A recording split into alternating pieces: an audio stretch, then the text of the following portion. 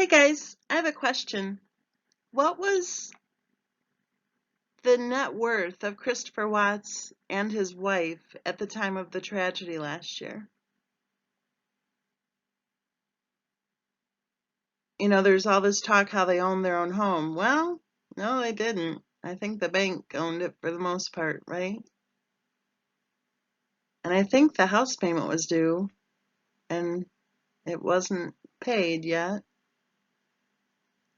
And I don't think there was enough money to pay it, was there, in the checking account? And remember, we learned from that phone call that Christopher Watts' wife told her friend that she would be having to take the girls to daycare the next morning, right? She said that, I think the way she put it was, tomorrow morning is really going to suck because I have to take the girls to daycare. I still question that. Why did she have to take the girls to daycare? But speaking of the net worth, how is she going to pay for it?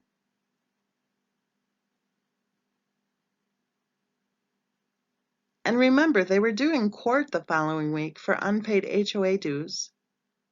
I've read that Christopher Watts' wife said that she mailed the payments for the HOA dues to the wrong address.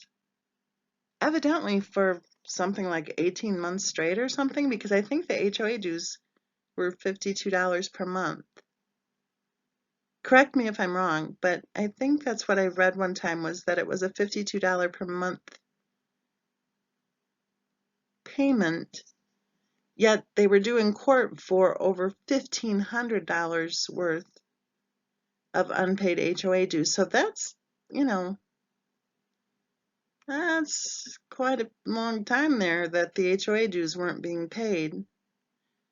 Well, I read that Christopher Watts' wife's excuse was that she must have mailed the payments to the wrong address. But that doesn't make sense, because when she was served with papers for the court date, then she would have had access to the correct address, right? But did they have the money to pay the HOA dues? Because surely if she was sending the payments to the wrong address, then that money would have still been in the account, because, the HOA wouldn't have received the payments, so they wouldn't have cashed those checks, right? But I don't think the money was in the account. So that just doesn't make sense. So, look at it. The house payment, the daycare expense, the HOA dues. And what about that car? Because that was a leased vehicle.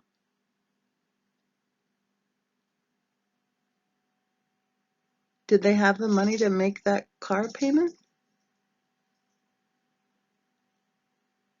So I don't know. Do the math. What on earth was their net worth at the time of the tragedy?